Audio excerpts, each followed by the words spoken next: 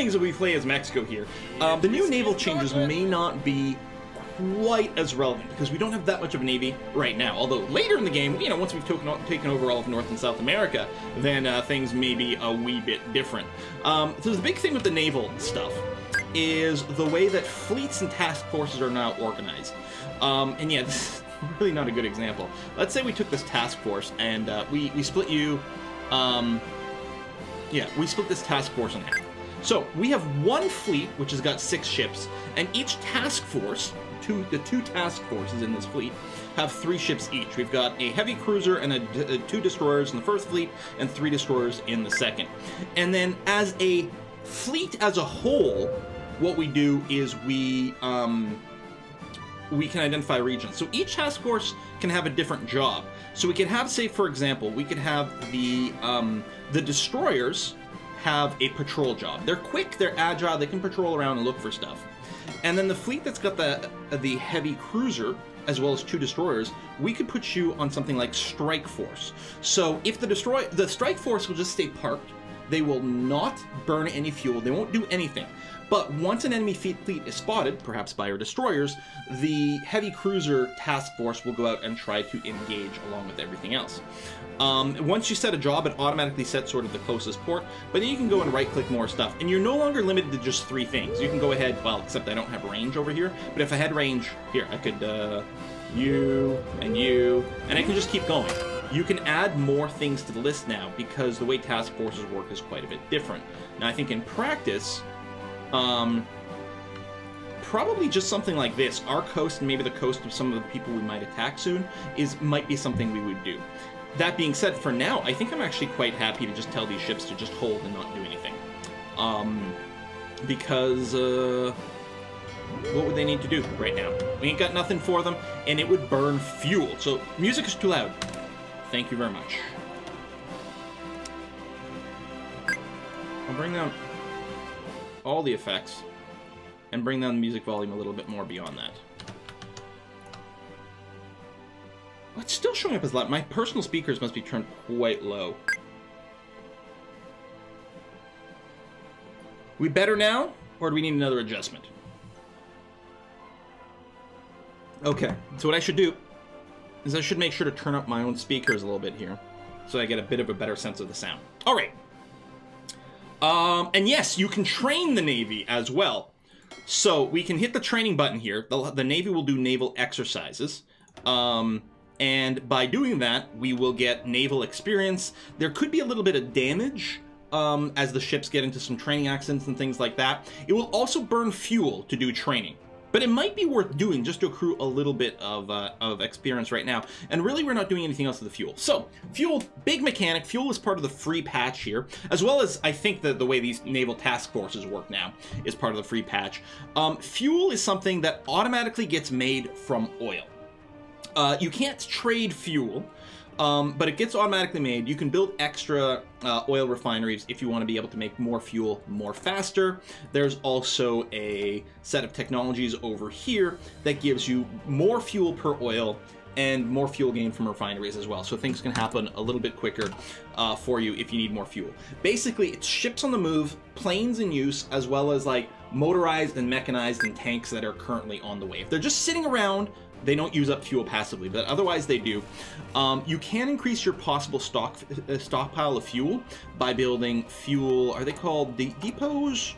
What do they call them? Fuel silos over here, which increases your fuel storage capacity, but it takes up a building slot in a province that, you know, could also be used for, a factory instead. So there's a real cost to maybe banking more.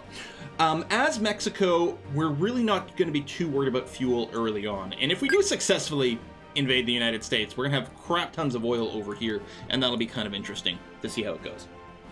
And you can lend lease fuel. That is true. That is true.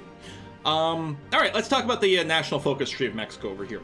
It's very interesting. This is one of the countries that got a new focus tree, custom focus tree in Man the Guns.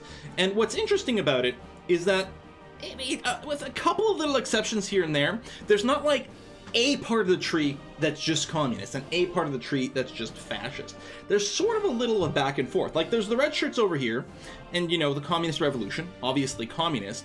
And then we go way over here, and there's a few more. The Confederation of Mexican Workers gives you a communist support dude. Rent freeze, militias... Yeah, there we go, gives you another spirit for more communism support. And then the Party of Revolution, there's a few more things like that. And the other thing is, this tree's quite tall. Like, it's tall, or deep, if you prefer to think of it that way. There's also tons of things in here that have to do with religion. One of the things in Mexico here is the potency of the church, which can range all the way from an atheistic state to a Catholic state. And if you stay towards the atheist end, you tend to get more factory production. If you go more towards the Catholic end, I think there's reduced consumer goods, which sort of balances itself out. I think in the middle there's extra stability. I'm not sure. If you refer to it as a tree, you should say tall, I suppose. But if the tree grows downwards, it's like roots. It's roots that are deep. I don't know. Do Catholics have more babies? So we're gonna have to make some choices. Now, I was thinking we'd go fascist. Although before we do that, we should talk about, like, 3 different ways civil wars can start in Mexico. And you can't actually have all 3 trigger, but you can have 2 of them trigger. So first of all, there's this Cadillo Rebellion over here, which is auto brewing. In 150 days, it will trigger a phase which will reduce stability. And then there'll be another timer. And maybe another time, I don't know. And at some point, this will fire off and you will get a civil war. You will get the Cadillo Rebellion. The way you avoid this is by completing either arrest General Cadillo, or Cedillo, I don't know, or you can support him. But if you just ignore him and let him do his own thing, he's going to start a civil war in your country. So you either go this way and arrest him, or you go this way and you support him and basically make him an official field marshal in your army and give him tons and tons of credit. Yeah, this national focus tree is crazy. So that's civil war number 1. The other way a civil war can start is either if you are a Catholic state, then atheists will rise up and start a war, or if you're an atheist state, then the religious people will rise up and start a civil war. If your stability is over 60%, neither one of these will fire over here. And neither one of them can fire until a particular, one of 5 different ideas have been started, which means eventually they'll start going there. So you got a little bit of leeway for, you know, your religion can swing to one side or another early on without firing anything until you get a certain point in the national focus. And then after that, if you can somehow keep your stability above 60, it'd be good. But you can see how bad our stability is. It starts really low, and so does our war support. The one thing we've got is actually we've got a fairly good population with a half-decent amount of manpower available. Because right now, we are on volunteer only for our manpower stuff, and we've got, you know, a fair bit more manpower than others. 13 factories isn't much. In particular, we've got 8 civilian factories, although 3 of them are used for consumer goods, so we have 5 available, so not a huge economy. Hey, Kiss of Luck! How's it going? C is more of a, like a C, like an S sound, so Cedilla, like the little thing under a C, like the punctuation. So I was thinking of going fascist on this run because there's some fun stuff. So one of the things we might want to do, for example, is work our way down to Legacy of Revolution, then pick up the gold shirts. That gives us daily fascism support. That's probably the most significant way for us to go ahead and get that kick-started. And then there's some weird stuff. We can go, there's a couple of different ways we can create factions. Bolivian Alliance, you can create factions, but that's the communist side. Hispanic Alliance is the fascist side that lets you create factions. You can also get onto Realpolitik. Now, the difference between Realpolitik and the other two is that sort of ends. You can't continue down any further. It's a dead end over here. It's quite potent, base stability, war support, and political power, and you can start factions, but it blocks off everything over here. Now, it doesn't block off this bit, because march southward you can get by either completing Coastal Defense Plan or Interior Defense Plan. But yeah, there's some annex war goals on some people. There's some funky stuff going on. Probably what I'd like to do is avoid that first civil war with General Cedillo. So we're going to look at either arresting him or supporting him. Arresting him is the quickest. You just run down here and it's not too bad. But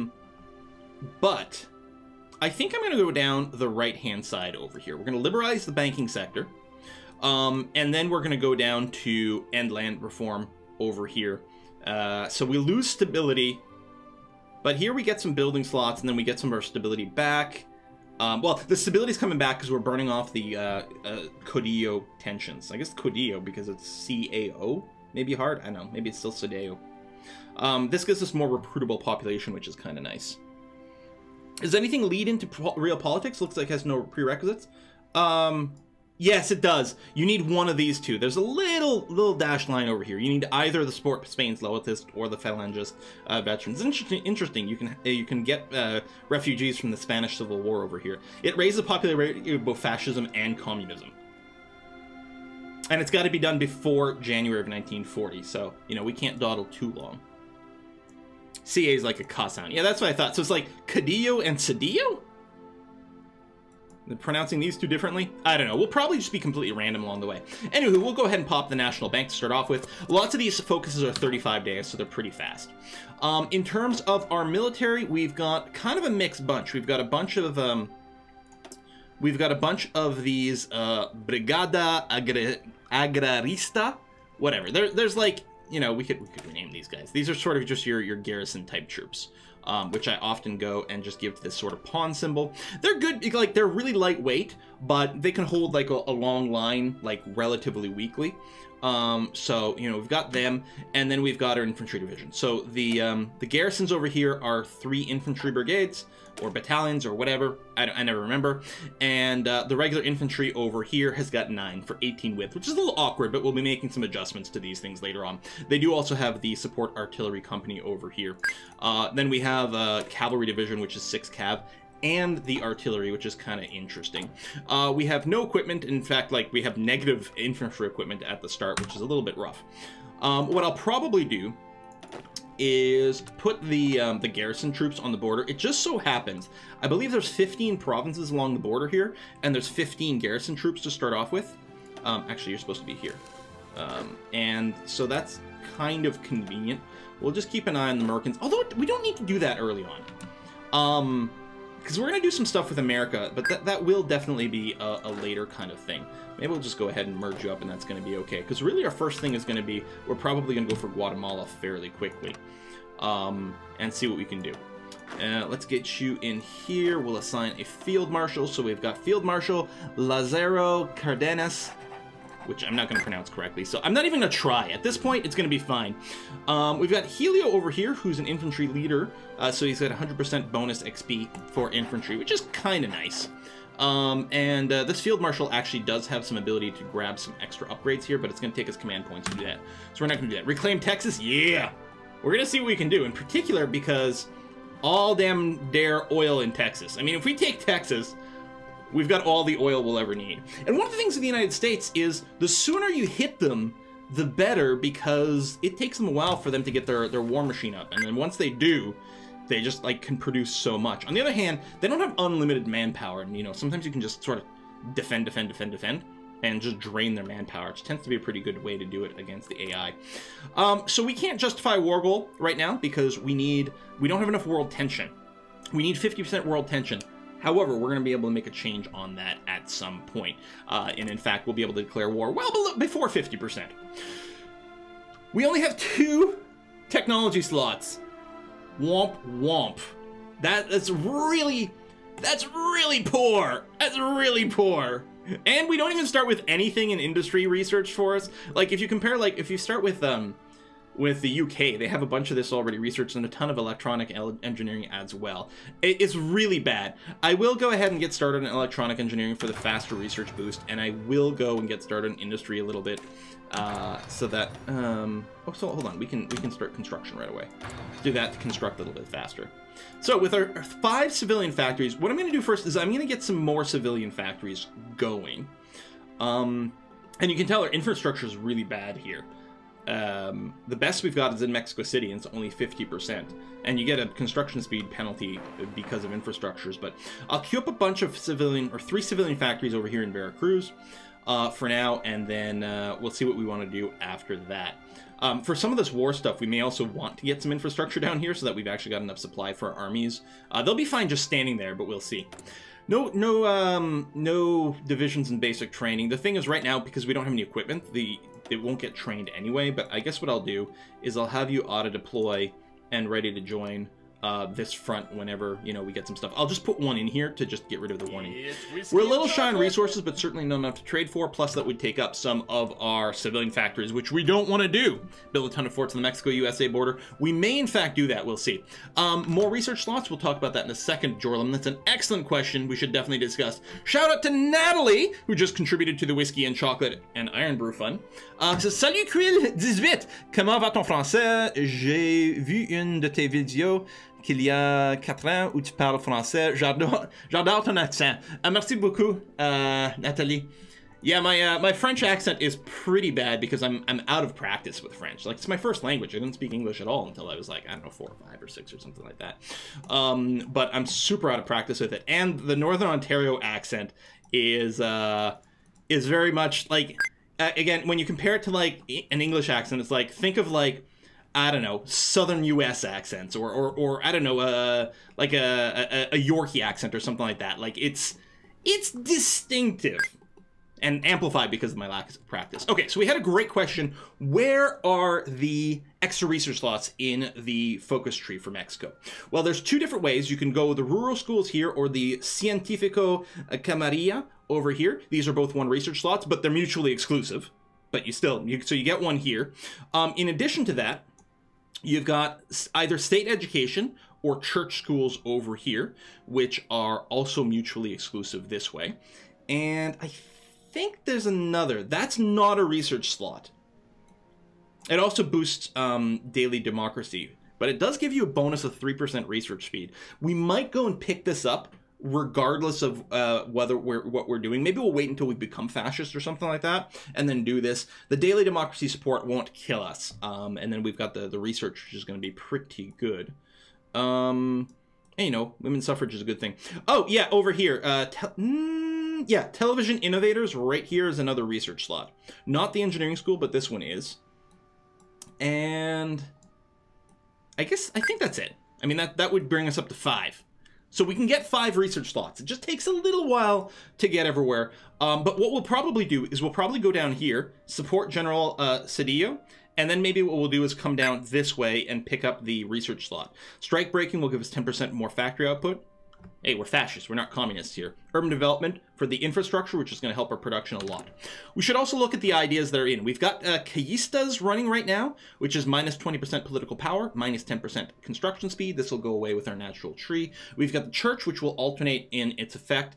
Oil concessions. So one of the things is we have oil, but a lot of it is actually being exploited by foreign companies, and we're going to have to decide how we deal with that at some point so that we can access our own oil. We've got currently a politicized army, so military leader cost has increased, and we have a reduced planning speed. That doesn't hurt us right now, but we'll want to get rid of it. And there's those Codillo tensions are currently at a moderate level. And with that, I think we can start to unpause. We are playing with historical focuses off, so we have, or historical AIs off, so we have no idea what the AI is going to do. United Kingdom seems to go down a fascist route like 9 times out of 10 in my little practice games, which is going to be kind of interesting. We shall see. All right, and yeah, our current leader is Lazaro Cardenas over here, who's got no particular perks going on at this time. One of the first things we're going to do over here, one of the things we're going to do is going to replace him. Anyway, it's fine. We'll deal with it when we get there. Bum-ba-da-bum-ba-bum. 1 hour till and pause, pretty good for paradox games. Hey, it only took me 26 minutes, and that's with, you know, spending the first 10 minutes sort of dawdling on random real-life stuff. Ah, we had an archbishop pass away. So we get a decision here religiously. We can either... I should read these. The Most Reverend Pascual Diaz y Barreto, mostly so that you guys can like laugh at my pronunciation.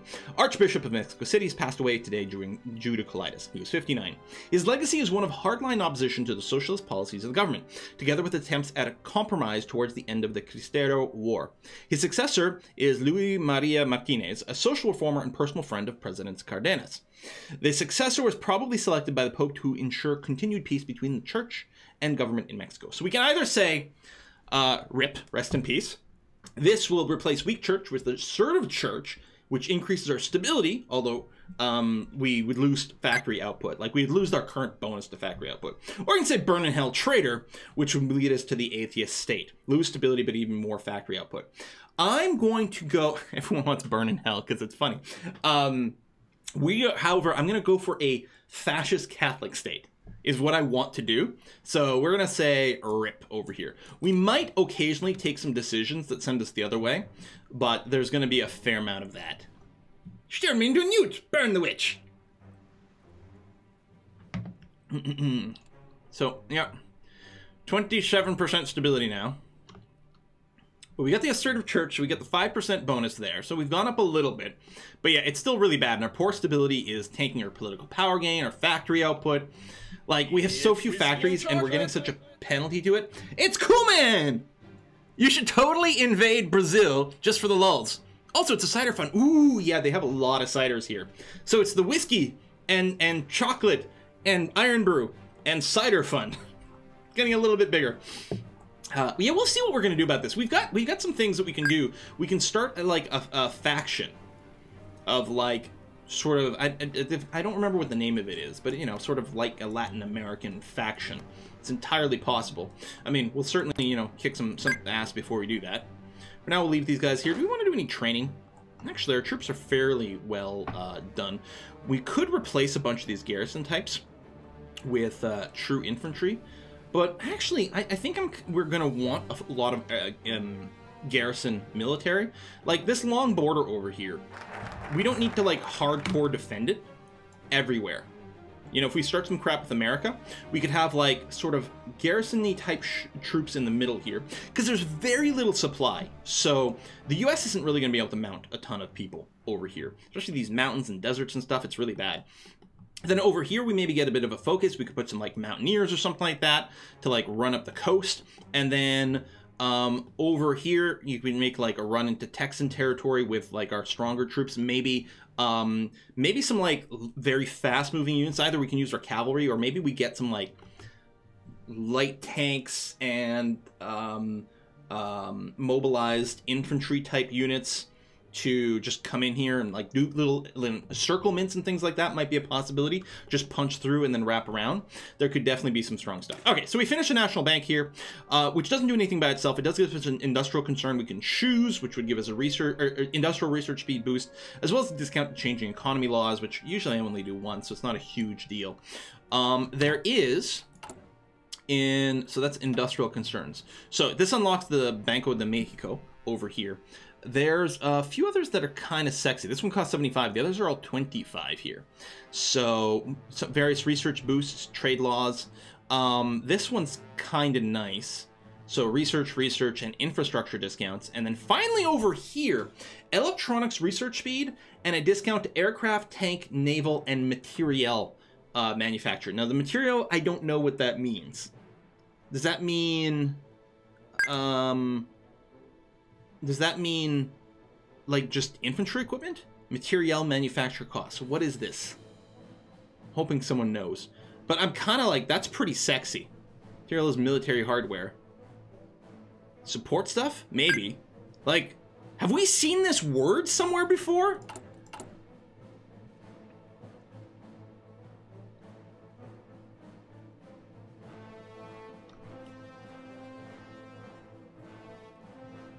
Gas? It's not. It couldn't be all army equipment. That would be ludicrous, right? Oil, fuel, and military equipment. You get a discount on one of the other military slots with that one?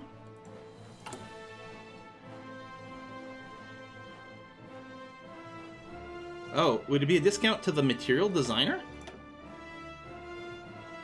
Material manufacturer cost. Oh, it's a discount to this slot over here. Okay, so each one of these gives you a discount. Except this one. But this gives us a discount to changing our trade laws. This gives us a trade... Or this one gives us a discount to economy laws. This gives us a discount to trade laws. This gives us a discount to assigning a materiel designer. presumably. And the only one that doesn't is Pemex over here, which does give us a boost to infrastructure construction, which ain't too shabby. So we'll see how that goes. Anyway, right now we've got a national focus. I'm still going to head down here. I want to prevent this civil war. We may not be able to, in the end, stop the second Mexican Civil War, which is the one that ignites because of religious tension. But we should be able to avoid this one and, you know, not lose random manpower. So we're going to liberalize the banking sector. Boom, done.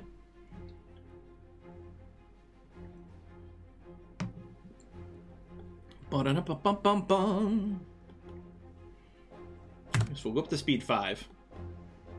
Just have to be a little attentive. These guys are training. So we are currently like running out of fuel. We've got about 150 days of fuel left at our current pace. And that's just because we're performing training exercises over here. But it's giving us quite a bit of naval experience. The Spanish Civil War is on the way. All right. We'll see who wins this one. I don't think we can send volunteers. And even if we could, yeah, no, we can't. We have our first decision available. So here's the thing. We've got 25 political power. So we haven't looked at these yet other than the military issues. You can see this starting to charge up. We've gotten some buttons we can hit to modify some of the church stuff. Like we can do the Reconciliation Committee, which this is interesting because it lowers war support but increases stability. And incite tensions is the other way around. Now, I don't think I'm going to be interested in running incite tensions. And the thing is, this is base war support. I don't think that can go below 0. So it's possible we can hit this, reach 0, and then just keep spending this. I'm not sure. Oh no, you have to have more than 10% war support to hit this. So we can hit this button to try to increase our stability at a cost of war support. Is that a problem? Maybe. Maybe not, though. And then, yeah, there's some stuff over here we can do to change church powers and different things. I'm quite interested in raising our stability. If we can keep it above 60, we can avoid this civil war. Plus, a higher stability gives us more political power, more factory output. I think that's what we're looking for right now. Despite the fact that we're going to be starting some wars, you know, at some point. But for now, we want a stable country. Who needs war support when you're pacifist? That's right. All right, we've liberalized the banking sector. We're going to end land reform, which gives us minus 5% stability, but 200 political power, and leads us somewhere we need to be anyway. Trading for oil allows you to make more fuel. Yep. But I'm not concerned about our current fuel. I'm not going to bother trading for oil because, first of all, it would cost us frickin' civilian factories, which we don't want. We'll go for more research speed right now. It's going to be okay.